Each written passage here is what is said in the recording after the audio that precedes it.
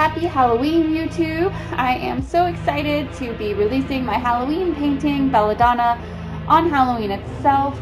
I worked really hard this month. It's been a crazy month, but I was still able to get this done and release it just in time by the skin of my teeth for a Halloween YouTube video. And this is my favorite holiday, and I love witches, so this is a really exciting painting for me to share with you.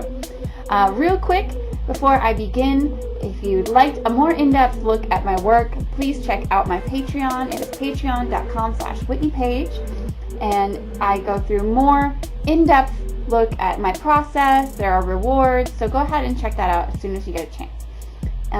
So what I want to talk about today with this painting is the importance of gray.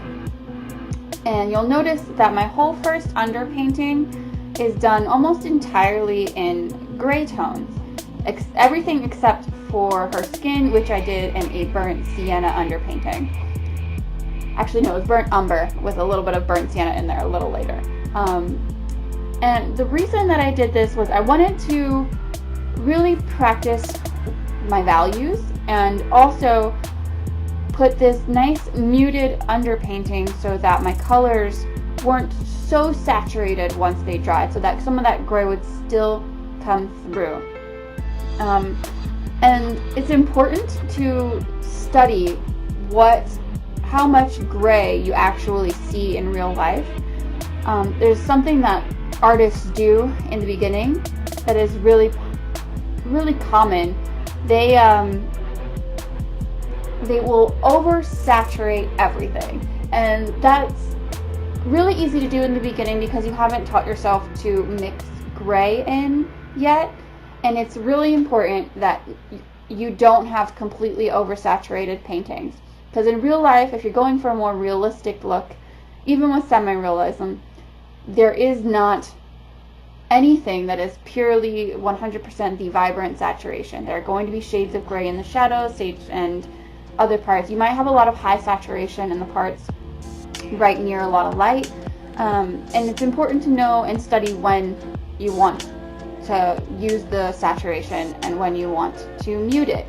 It also helps with directing your viewer's eye. There's a lot of different ways to draw attention, but with this painting I did everything but her with a gray underpainting, and then I did her with the very nice warm burnt umber, an umber wash. And at the end, what ended up happening is she pops. She's got these wonderful warm undertones, and she is what just stands out most, where everything else is just a little more muted, and it draws your eye more to her rather than everything else, because everything else has a more muted palette, and then she's really vibrant. And I think it turned out really well, I'm not gonna lie. And then another thing that happened when I painted my underpainting all in gray values, or in values with the gray, and which is mostly black and white, just different shades of black and white mixed together. I ended up creating a map for myself.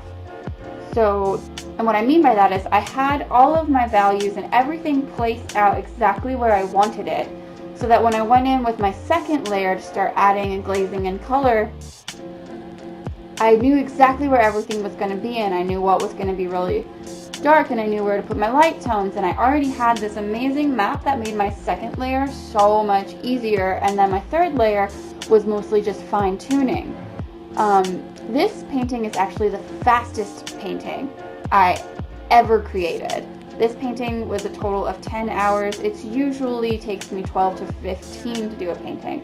And this is my first time doing a value underpainting. So I thought it was going to end up making my painting process take a lot longer, but I was surprised in that having that amazing map as my first layer, when I went in to add my color, the map just made it so much faster and easier.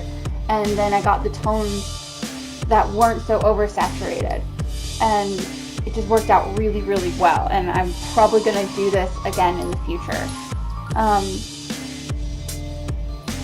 Another thing about what made doing the gray underpainting so wonderful was that when I was painting in the gray, whenever I made a mistake, it wasn't like I had a bunch of other colors to deal with. So if I were painting the purple flowers next to the green and I messed up, I would have those two colors to kind of rectify as they mix together. And when you mix those colors, they're not necessarily color. You're going to come up with a color that maybe you didn't want to. But with my underpainting, if I had a little too much white, that's no big deal because I just add a little bit more black. So it was easier to fix my mistakes, and I made them more on the first layer than I did than my second and third layer. And because I was able to make my mistakes all in this monochromatic grayscale, my fixing those mistakes ended up being way easier as well.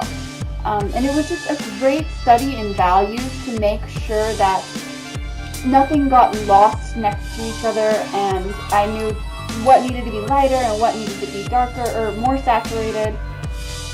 And it just really helped to have that underpainting that was so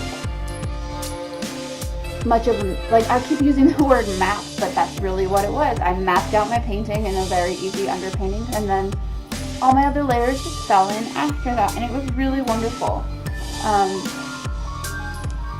The one thing that I did find that I needed to do afterwards was, because some of the gray ended up being really gray, I did have to go in and add more white to things than I was expecting when I wanted it to pop more.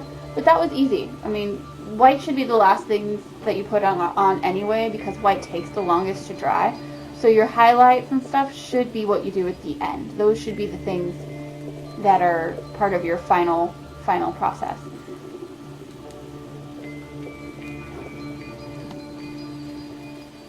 So we're coming to the end, and I also just want to point out that even as I was doing my second and third layer, I was also mixing gray into the colors I picked up to really monitor my saturation levels.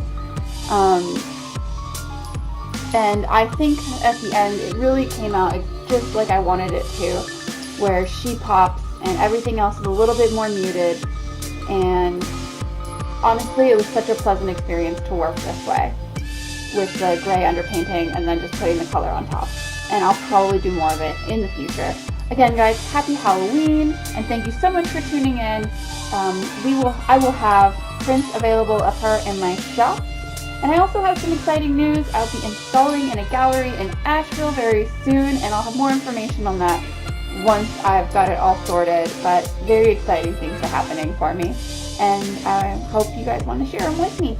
And again, guys, definitely check out Patreon, where I have more in-depth